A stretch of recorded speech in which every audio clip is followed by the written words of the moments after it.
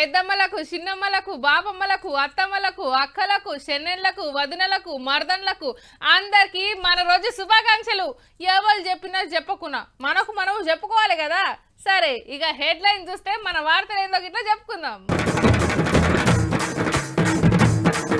రేపు టీవీలు చూడాలనంట 10ంటికి. సార్ ఏం చెప్తాడో మరి నిరుద్యోగులకి.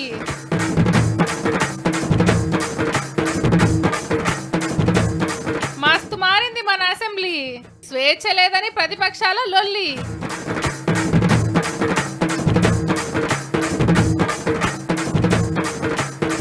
తెలంగాణకు 5 లక్షల కోట్ల అప్పు పెరిగితే మన అందరికీ ముప్పు.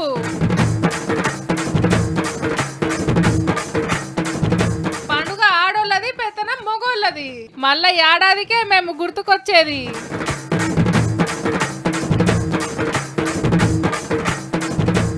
ఆంధ్రాలో పెరిగిన సినిమా టికెట్ల రేట్లు. భీమ్ల నాయక్ లాస్ అయిందట కోట్లు. యాదికి పెట్టుకోండి, రేపు పొద్దుగాల 10 గంటలకు పక్కా టీవీల ముంగట ఉండాలి. ఇంకేం పనులున్నా ఇడిచిపెట్టుర్రి. ఆఫీస్కి పోవాలి తప్పదంటే ఆడసుతా టీవీ ఆన్ చేయండి. లేదంటే మీ ఫోన్లలో మన ఛానల్ పెట్టుకోండి. ఏదో జరగబోతుంది, మనకు సంబంధించింది ఏదో రాబోతుంది. మన బతుకులు మార్చేది కావచ్చు, మన కష్టాలు తీర్చేది కావచ్చు. ఏహే అసలు ముచ్చటేందో చెప్పు, నీ సోదికిన వారతు అని గుల్గకుండ్రి. పెద్దసారి చెప్తాడు ఈనొర్రి. నిరుద్యోగ యువ సోదరులకు రేపు పొద్దున అసెంబ్లీలో నేను ప్రకటన చేయబోతా ఉన్నా. రేపు 10 గంటలకు అందరూ కూడా టీవీలు చూడండి. గదన్నట్టు ఇక నిరుద్యోగులకు పండుగ పోన్రి. 192,000 ఖాళీలు ఉన్నాయి. మరి ఊకు కనిపించుకునుడేందని మొత్తం నింపి పాడేస్తా అని చెప్తారేమో. లేకుంటే ఒకటే పారి గన్నిగనం ఇయ్యలేం గానీ 1 లక్ష కొలువులకు నోటిఫికేషన్ వేపిస్తా అంటుండొచ్చు. అట్లనే 3 ఏళ్ల కిందట ఎలక్షన్లో చెప్పిన నిరుద్యోగ భృతి కూడా ఇచ్చేస్తామని ఖుషి చేస్తాడేమో పెద్దసారు. అంటే వస్తే కొలువు, రాకుంటే 3,000. ఏదైనా పెద్దగానే ఉంటది. 50,000 60,000 కొలువులు ఏడాదికి అంటనే ఉంటే అందులో కొత్త ఏముంది, అంతకు డబ్బులు ఉంటదేమో. గందుకే రేపు 10 గంటలకు అసెంబ్లీలో మాట్లాడుతూ అందరు టీవీలు చూడాలని మళ్ళా కోరుతున్నాడు. నిరుద్యోగ సోదరులందరూ రేపు పొద్దున 10ంటికి టీవీల దగ్గర చూడాలని చెప్పి నేను కోరుతా ఉన్నా. ఈ తాపకు ముందస్తు ఎలక్షన్ల ముచ్చటే ఉండదని చెప్పి ఇలా వనపర్తిలో ఎన్నికల స్పీచ్ సురువు చేసిండు సీఎం సారు. నీళ్ళ నిరంజన్ రెడ్డి అని మీరు పేరు పెట్టిండ్రు. ఈసారి నిరంజన్ రెడ్డి నామినేషన్ వేస్తే 1,00,000 మెజార్టీతో గెలవాలని మనం చేస్తాను మీ అందరికి. మంత్రి నిరంజన్ రెడ్డి సార్ మామూలు మనిషి కాదట. మరి 18 కోట్లని సంతకం పెట్టమని నా మెడ మీద కట్టి పెట్టి సంతకం పెట్టించాడు. ఇప్పుడు నన్ను ఇక్కడనే మరి జనార్దన్ రెడ్డి కొడతాడు, గువ్వల బాలరాజు కొడతాడు. వనపర్తికి చేసినావు మరి మా సంగతి ఏంటి సార్ అంటారు. కొడతావా జనార్దన్ రెడ్డి? అగనట పాలమూల ప్రాజెక్టులన్నీ కట్టేసి ఎట్లా మారుతుందో ఎరికేనా. బ్రహ్మాండమైన వజ్రపు తునుక నా మహబూబ్ నగర్ జిల్లా. గదన్నట్టు బంగారు తెలంగాణలో వజ్రాల తుంక చేస్తాడట మన మహబూబ్ నగర్ జిల్లాను. తెలంగాణకు చేయవలసింది చేసినా కాబట్టి ఢిల్లీ రాజకీయాలకు పోతా మీరు అంత హిమ్మతి ఇవ్వాలని కోరిండు కేసీఆర్ సారు. ఈ మధ్య దేశంలో గోల్ మాల్ గోవిందంగాలు మోపైంది. పోదామా పోరాటానికి? చివరిదాకా కొట్లాడదామా? అవసరమైతే నా ప్రాణం కూడా దారబోయడానికి నేను సిద్ధంగా ఉన్నా. బంగారు తెలంగాణ లాంటి బంగారు భారతదేశాన్ని కూడా తయారు చేయడానికి పురోగమిద్దామని. ఇవన్నీ ఎప్పుడు చెప్పేటియే గానీ ఎప్పుడు తెల్లాడుతుందా, ఎప్పుడు 10 అవుతుందా, సార్ ఏం వరం ఇస్తాడో అని నిరుద్యోగులంతా ఏటింగ్ చేస్తుండొచ్చు పో.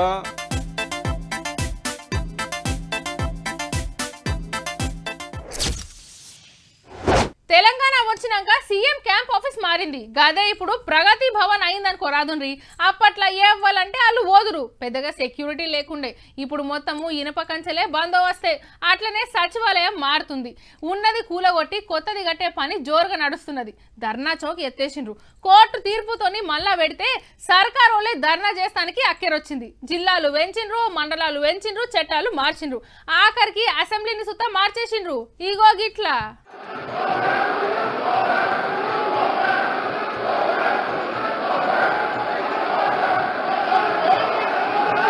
ఇది తెలంగాణ రాకమున్పు పాత ఆంధ్రప్రదేశ్ అసెంబ్లీ. మీద గవర్నర్ బడ్జెట్ పాఠం చదువుడు, కింద మనోళ్ళు మీద కురుకుడు, కాగితాలు చింపేసుడు, జోరుగా నినాదాలు చేసుడు. ఆడ చదువుడు ఆగకపోతుండే, ఈడ నిరసనలు ఆగకపోతుండే. ఎంత లొల్లి పెట్టినా ప్లీజ్ కూసోండ్రి అని బతిమిలాడేటోళ్ళు స్పీకర్లు. ఒక్కొక్క పారి స్పీకర్ చుట్టూరా ఏరేటోళ్ళు కూడా.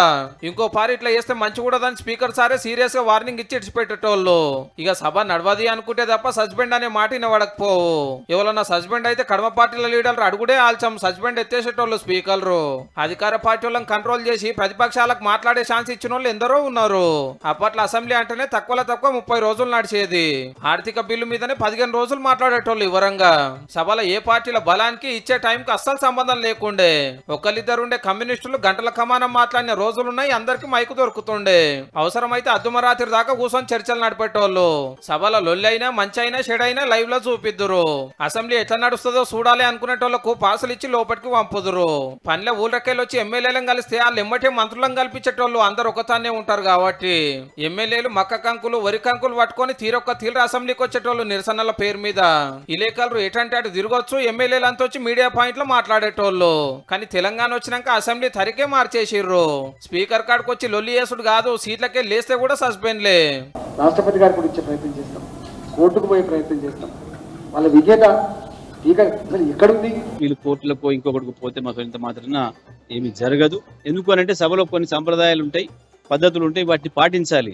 లేచి నిల్చొని నిరసన తెలియజేసేటువంటి హక్కు ఒక ప్రజాస్వామిక హక్కు. సభ్యులు ఎవరైనా తొందరపాటు చర్యలకు పాల్పడితే వాళ్ళకి సభకు క్షమాపణ చెప్పడానికి అవకాశం ఇచ్చి సభ్యులందరూ కూడా చర్చించడానికి ఆయా పార్టీల అభిప్రాయాలు చెప్పడానికి అవకాశం ఇచ్చిన తర్వాత స్పీకర్ గారు నిర్ణయం తీసుకోవాల్సిన పరిస్థితి ఉండే. మైకులు ఇస్తలేరని, మాట్లాడుతుంటే కట్ చేస్తున్నారని, ఎమ్మెల్యేల సంఖ్యలను బట్టి టైం ఇస్తున్నారని, మాట్లాడుతుంటే రన్నింగ్ కామెంటరీ చేస్తున్నారని ప్రతిపక్షాల లీడర్లు బయటకు వచ్చి బాధలు చెప్పుకున్నారు తప్పితే లోపల చెప్పే భాగ్యమే లేకుండా అయిందట.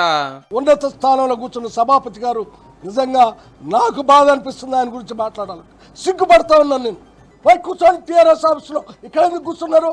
టీఆర్ఎస్ పార్టీ కార్యాలయంగా అసెంబ్లీని మార్చేసినటువంటి దుర్దినము. ఇప్పుడు గవర్నర్ ప్రసంగమే ఉంటలేదు. అసెంబ్లీ మీటింగ్లు 15 రోజులు అయితే మా ఎక్కువ, ఒక్కొక్క పారి 6 రోజులే. మళ్ళా పగడిపోయేయాళ్ళు అయిందంటే మర్నాటికి వాయిదా వేసుడే. మాత్రం బిల్లు పెట్టుడు, చర్చలు లేకుండానే పాస్ చేసుకున్నాడు. తెలంగాణ ఉద్యమం టైంలో చెలో అసెంబ్లీకి ఎన్ని మాట్లాడుకొచ్చినా ఇనుప కంచెలు లేకుండే, ఇంత బందోబస్తు లేకుండే. ఇప్పుడైతే కట్టెలు పట్టుకొని పైల్వాన్ల లెక్క నిలబడతారు. అవసరమైతే అటు ఇటు ట్రాఫిక్ కూడా ఆపేస్తారు. అప్పటి అసెంబ్లీకి ఇప్పటి అసెంబ్లీకి జమీన్ ఆస్మాన్ ఫరక్ ఉన్నది పో.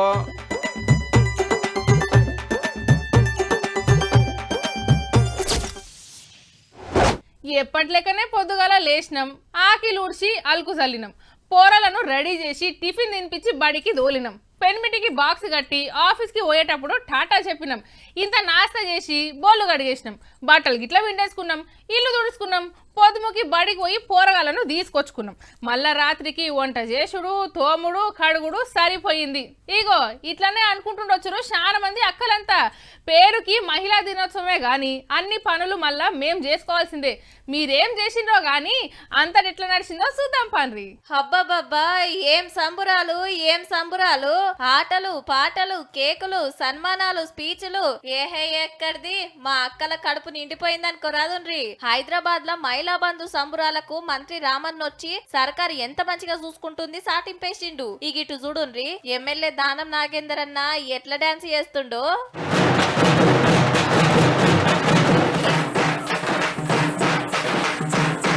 పేరుకు మహిళా దినోత్సవం గాని పెత్తనమంతా మొగోళ్ళదే నడిచింది. శానా మీటింగ్లల్లా స్టేజ్ మీద ఉన్న లీడర్ సార్లు ఆడోళ్ళ గొప్పతనం గురించి స్పీచ్లు దంచుతుంటే కింద నిలబడి సప్పట్లు కొట్టిండ్రు మా ఓళ్ళు. మంత్రులు, ఎంపీలు, ఎమ్మెల్యేలు కుర్చీలో కూర్చుంటే జాగలేక నిలబడ్డారు మా జెడ్పీటీసీ, ఎంపీటీసీ అక్కలు. మహిళల శక్తిని సాటింపేస్తానికి మొగోళ్ళు ముంగట నడిస్తే అమ్మలక్కలు వాళ్ళ అడుగులు అడిగేసిండ్రు. అగో మహిళా దినోత్సవం మీటింగ్ కు టీఆర్ఎస్ వినోద్ సార్ వస్తుండని పువ్వులు జల్లి ఎట్లా వెల్కమ్ చెప్తున్నారు. ఈ మీటింగ్ లా మొగోళ్ళు ముంగట్ సీట్లల్లా, ఆడోళ్ళు వెనకాల. కొడంగల్ ఎమ్మెల్యే, నాగార్జున సాగర్ ఎమ్మెల్యే అక్కలతోటి ఆడిపాడిండ్రు మంచిగా. ఒక్కొక్క తాన ఆడోళ్ళ కంటే మొగోళ్ళు ఎక్కువ కనబడ్డారు. కోరుట్ల ఎమ్మెల్యే సఫాయి కార్మికుల కాళ్ళు గడిగిండు. ఆశా వర్కర్లు, మహిళా టీచర్లు, మహిళా పోలీసులకు, ఆఫీసర్లకు సన్మానాలైనాయి. సీఎం సారు మమ్మలను మంచిగా చూసుకుంటుండని రాఖీలు కట్టిండ్రు, పాలాభిషేకాలు చేసిండ్రు గులాబీ పాటోళ్ళు. Lalaguda police station house officer గా మధులత మేడం బాధ్యతలు తీసుకుంది. హైదరాబాద్ పోలీస్ చరిత్రలో లేడీ పోలీస్ ఈ సీట్ లో కూర్చున్నాడు ఇదే ఫస్ట్. ఇక బాగ్లింగంపల్లి అంబేద్కర్ కాలేజ్ లా మహిళా దినోత్సవం సంబరం అనిపించింది.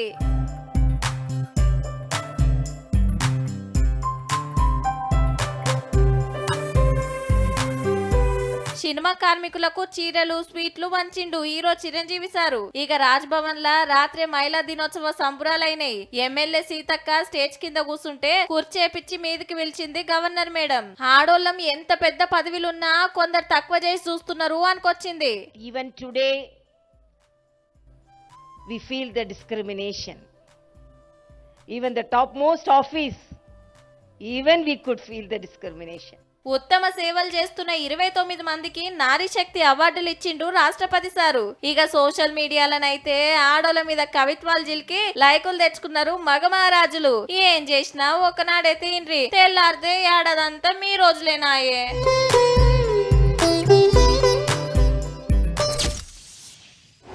ఇంట్లో ఇద్దరాలు మొగులు పని చేసినా నెలాఖరు వచ్చే వరకు అంతో ఇంతో అప్పు చేయక తప్పది. పండగలు పబ్బాలు వచ్చినప్పుడు, రోగం నొప్పి వచ్చినప్పుడు అప్పు చేసి ఆపతి ఎల్ల తీసుకుంటాం. మళ్ళీ అటెన్క చిట్టీలు ఎత్తో ఏదో ఉపాయం చేసి కట్టుకుంటాం. కానీ తెచ్చిన అప్పులు అట్లనే పెట్టుకొని ఇంకింత అప్పు తేవాలంటే గజ్జుమంటది. మళ్ళా మనమే కట్టాలి నాయే. కానీ సర్కార్ అట్లా కాదు. 7 ఏళ్లలో 7 రేట్లు డెవలప్ అయింది మన తెలంగాణ రాష్ట్రము.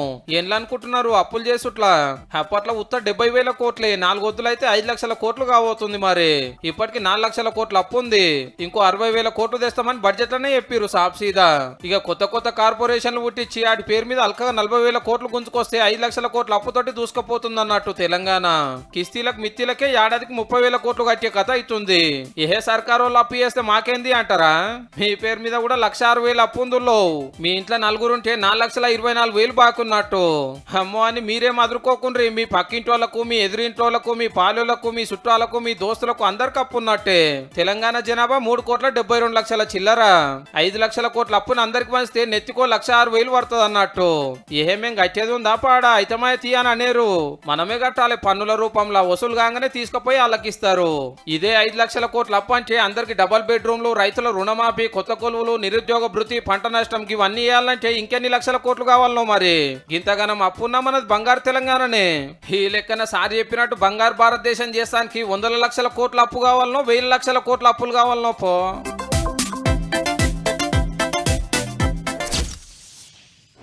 అబ్బా కలెక్టర్ బంగ్లాలు ఏమన్నా కట్టినరా? గాల్లో తిరిగే కెమెరాలతో తీసిన బొమ్మలను చూస్తానైతే మా సంబరం అనిపిస్తున్నది.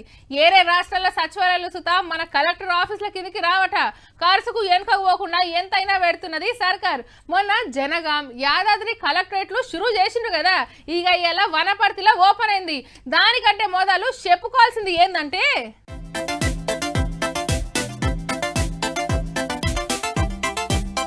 వనపర్తిలో మన ఊరు మనబడి కార్యం సురువయ్యింది. గవర్నమెంట్ బళ్ళల సవలతులు పెంచి కార్పొరేట్ స్కూల్ లెక్క తయారు చేస్తారట. 3 ఏళ్లలో 7,289 కోట్లు ఖర్చు పెట్టి 26,000 గవర్నమెంట్ బళ్ళ అలత్ మారుస్తారట. వచ్చే ఏడుకెళ్ళి ఇంగ్లీష్ మీడియంలో చదువు చెప్తామన్నాడు సీఎం సారు. మేమందరం కూడా ప్రభుత్వ పాఠశాలలో చదువుకొని పైకి వచ్చినటువంటి వాళ్ళమే. ఈరోజు మీ ముందు ఈ హోదాలో నిలబడడం అంటే ప్రభుత్వ పాఠశాలలో ఆ రోజు మా గురువులు మాకు చెప్పినటువంటి విద్యనే దానికి కారణం. అటెంక వనపర్తిలో కట్టిన కొత్త కలెక్టరేట్ బిల్డింగ్ ఓపెనింగ్ చేసి కలెక్టర్ మేడాన్ని కుర్చీలో కూసబెట్టిండు. జిల్లా డెవలప్మెంట్ కోసానికి వనపర్తికి 1 కోటి రూపాయలు, మున్సిపాలిటీలకు 50 లక్షలు, గ్రామ పంచాయతీలకు 20 లక్షలు ఇస్తామన్నాడు. వనపర్తి జిల్లా ఇది ఒక బంగారు పర్తి కావాలి. మీరందరూ ఇంకా కూడా పనిచేయాలి, అద్భుతాలు జరగాలని కోరుకుంటూ, అట్లనే చిట్యాలలో 45 కోట్లతోటి కట్టిన మార్కెట్ కమిటీ బిల్డింగ్ నాగవరంలో టీఆర్ఎస్ ఆఫీస్ ఓపెనింగ్ చేసినాక పబ్లిక్ మీటింగ్ పెట్టిండు అన్నట్టు.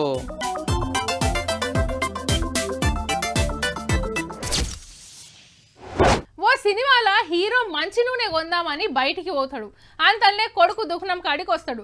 పైసలు పెట్టి కొనకుండా ఫ్రీగా నూనె తీసుకుపోయే ఉపాయం చేస్తారు ఇద్దరు కలిసి. చాక్లెట్ గుంజుకున్నాడని లొల్లి పెట్టి దుకాణ పైన టవల్ తీసుకొని హీరోను ఓడతాడు కొడుకు. హీరో సూటి చూసి తువాల నూనె డబ్బాలు వేస్తాడు. కొడుకు మంచి నూనెలో ముంచిన టవల్ మళ్ళీ ఇసిరేస్తే మంచిగా గిన్నెలకు నూనె వెండుకుంటాడు హీరో. ఇద్దరు కలిసి నూనె డబ్బా ఖతం చేస్తారు. చాలా మంది గీ సీన్ గుర్తు చేసుకుంటున్నారు ఇప్పుడు. ఎందుకంటే ఒంటింట్లా నూనె మంటలు లేపింది యుద్ధం. ఈ 10 రోజులలోనే 25 రూపాయలు పెరిగింది. మరి సన్ఫ్లవర్ 160 రూపాయలు ఉంటే ఇప్పుడు 172 రూపాయలు. 145 రూపాయలు ఉన్న పామాయిల్ 160 రూపాయలు అయింది. రేపేపుకింత పెరుగుతుండొచ్చట. 10 డేస్ నుంచి వారు స్టార్ట్ అయిన కానించి ఇప్పటి వరకు 1 లీటర్కు 28 రూపాయలు 1 లీటర్ ప్యాకెట్ మీద పెంచారు. సన్ఫ్లవర్ నూనె ఉక్రెయిన్కి వెళ్ళే రావాలి. ఆడ యుద్ధం జరుగుతుండే వరకు పంట తీసుడు లేదు, మిషన్లలో నూనె దేవుడు లేదు, మనకు పంపుడు లేదు. స్టాక్ రాక రేట్లు పెరుగుతున్నాయట. దొరికిందే సందని పాత స్టాక్ మీద కొత్త రేట్లు వేసి పంపుతున్నారట కొందరు వ్యాపారులు. స్టాక్ అయితే వస్తుంది కానీ రేటు పెంచేస్తున్నారు, మళ్ళీ ఎంఆర్పి పెంచుతలేరు. పాత కస్టమర్లు ఏంది ఎంఆర్పి ఇంత ఉంది నువ్వు ఇంత ఇస్తున్నావు అంటారు. మంచి నూనె పిరమయ్యే వరకు 5 లీటర్లు కొనేటోళ్ళు 2 లీటర్లే కొనుక్కోబోతున్నారట. అమెరికా డాలర్ కు సర్దైతే మన రూపాయికి తుమ్ములు వచ్చినట్టు ఉక్రెయిన్ లో యుద్ధం అయితే మన ఇంట్లో నూనె మంటలు పుట్టినాయి అన్నట్టు. పరిస్థితి ఎప్పట్లేక ఎప్పుడైతుందో ఎవ్వరికి తెలియకుంటుంది. కాబట్టి ఊకూకే బజ్జీల దేవుడు మంచి నీళ్ళ లేక మంచి నూనె ఆడుడు బంద్ చేస్తే ఇంటికి మంచిది, ఒంటికి మంచిది.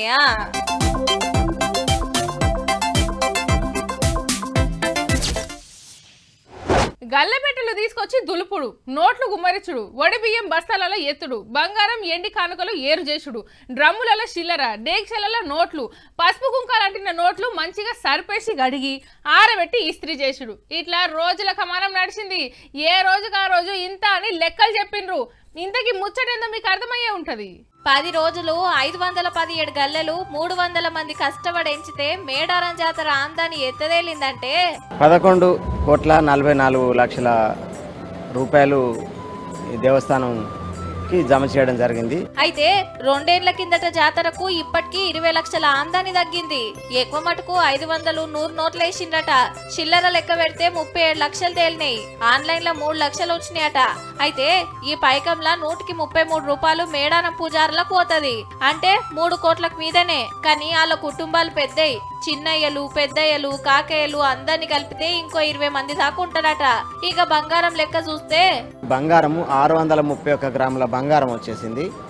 అట్లాగే వెండి 48 కిలోల 350 గ్రాముల వెండి వచ్చేసింది. అప్పట్లో బంగారం కిలోన్నర వస్తే ఇప్పుడు అర్ధ కిలోకి జరంత ఎక్కువ వచ్చింది. రేటు పెరిగినందుకు బంగారం తక్కువ చదివించినట్టుండ్రు భక్తులు. బంగారం ఎండి కానుకలు బ్యాంక్ లాకర్ల భద్రంగా దాచిపెడతారట. ఏండ్ల కమానంకెళ్ళి వచ్చిందంతా బ్యాంకులనే ఉన్నది. కిలోలు బ్యాంకులో పెట్టుడేందని ఈ తాపకు బయటికి తీసి కరగబోసుడో లేకుంటే అమ్మి పైకంలో మార్చుడో చేస్తారట. అంత మంచిగానే ఉన్నది కానీ ఈ ఆందానితోని మళ్ళా జాతర కన్నా సౌలతులు పెంచుండ్రి సార్లు.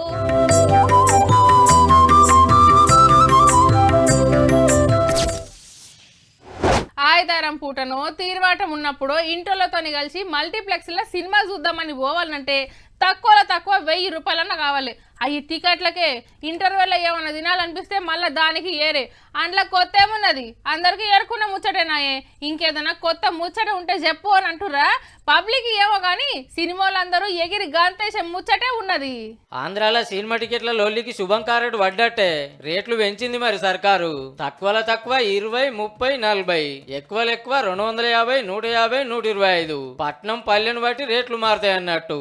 100 కోట్లు పోసి తీసే పెద్ద సినిమాలకు 10 రోజులు రేట్లు పెంచుకునే ఛాన్స్ చూసి ఇచ్చింది. కాకుంటే సినిమా పావంతో ఆంధ్రాలో షూటింగ్ చేయాలి. అట్లనే బుడ్డ సినిమాలను ఎంకరేజ్ చేస్తానికి 5వ ఆటోకు ఓకే చెప్పిండ్రు. టికెట్ల రేట్లు పెంచిండ్రు అని తెలవంగానే రాధేశ్యామ్ డాన్స్ చేస్తుండ్రు, RRR ఎగురుతుండ్రు. హవు మళ్ళా 3 రోజుల్లో రాధేశ్యామ్, 17 రోజుల్లో RRR టాకీస్ లకు వస్తున్నాయి. ఇక పైసలే పైసలు. ఇంకో 2 నెలలు అయితే సర్కారు వారి పాట సుతం అవుతుంది టాకీస్ లా.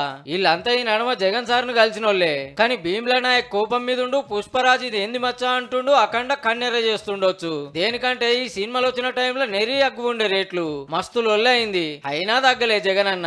ఆఖరికి చిరంజీవి సార్ పోయి కలిసిన తమ్ముని సినిమాకు రేట్లు పెరగలే. చల్ మా కళ్యాణ్ బాబు సినిమాకు కలెక్షన్లు రావద్దనే సర్కార్ కుట్ర చేసిందని నాగబాబు పవర్ స్టార్ ఫ్యాన్స్ చెంగడం మింగడం ఎగిరిండ్రు. ఇప్పుడు రేట్లు పెంచుడుతోని సర్కార్ కు శనార్థులు చెప్పిండు చిరంజీవి సారు. ఈ పంచాది ఈడికి వచ్చినట్టేనో లేకుంటే ఇంటర్వెల్ తర్వాత మళ్ళా చాలా అవుతుందో.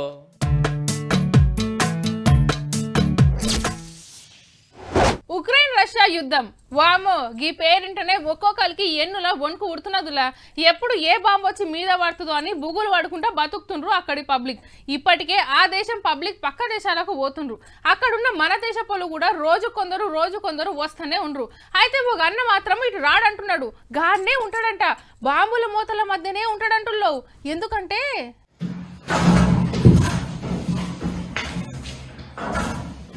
అటో షిర్తా ఇటో షిర్తా ఆడిచ్చుకుంటాకి అన్న. ఉక్రెయిన్ బతకబోయి ఆడ సర్కార్ కొల్లులు చేసుకుంటా ఇటిని చాతుండు. సంటి పిల్లలు ఉన్నప్పుడే తెచ్చి సాకుతుంటే మంచిగా అలవాటైనాయి. ఓ 4 కుక్కలు కూడా ఉన్నాయట. మన తెలుగోడే, ఆంధ్రానట, పేరు గిరి. అయితే ఆడ యుద్ధం జరుగుతుంది కదా, ఇంటోళ్ళు ఆఫీసర్లు మస్తు ఫోన్లు కొడుతుండ్రు ఇంటికి రమ్మని. కానీ రానంటే రానంటుండు. నేను వస్తే మరి ఈటి సంగతి ఏంది, ఈటికి తిండి ఎవరు పెట్టాలి అని అడుగుతుండు. సెంటర్ వాళ్ళు పర్మిషన్ ఇస్తే ఈటిని కూడా గాలి మోటార్ ఎక్కిస్తా, ఆంధ్రాకి తీసుకుపోతా అంటుండు. వీడియోలు తీసి సోషల్ మీడియాలో ఇడిస్తే దునియా మొత్తం చక్కర్లు కొడుతుంది ముచ్చట. జీవాలంటే ఎంత పాయరం ఉన్నా ఈటిని తీసుకొస్తానికి కుదురుతుందా? బతుకుంటే చాలని లక్షల మంది దేశం ఇడిచిపోతుంటే వీటి కోసం గింత తనలాడుతుండంటే చిత్రమైన ముచ్చట్నే.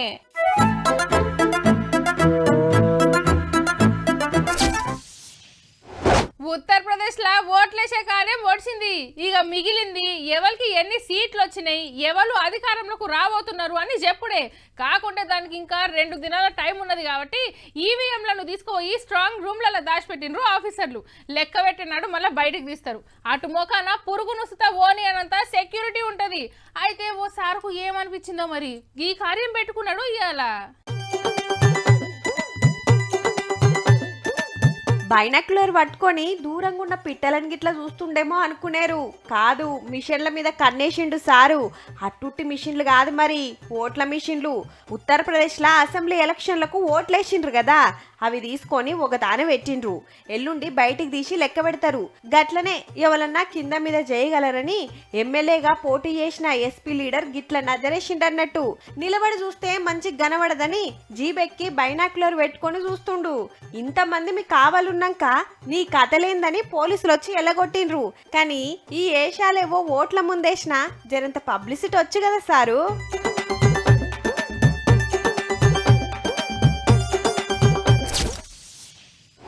మాయ మాటలు చెప్పేటోళ్ళు మన చుట్టే ఉంటారు. ఉత్తగానే ఉబ్బిస్తారు, ఆశ పెడతారు. కొన్నిసార్లు లేనిపోని బుగులు పట్టించి ఉత్తగానే ఆగమాగం చేస్తారు.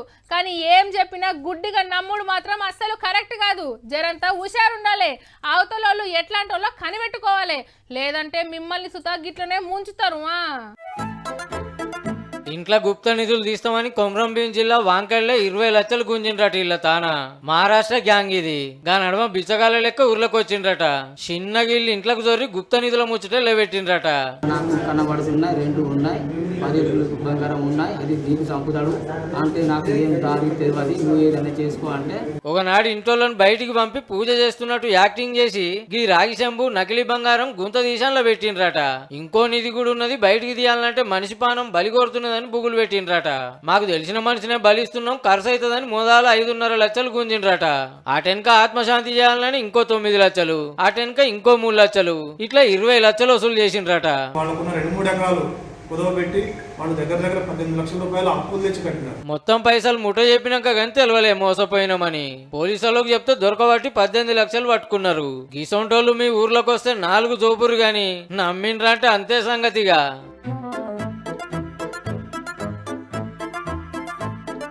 ఇక ఇవుల్లా ఎలాంటి తిన్మార్ వార్తలు ఉంటాం మరి.